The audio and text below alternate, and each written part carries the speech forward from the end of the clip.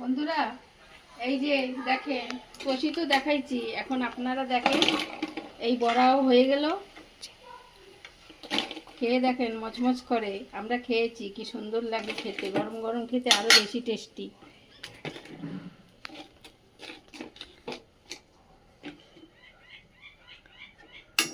আর এক খোলা আছে, বানাবো, হয়ে যাবে।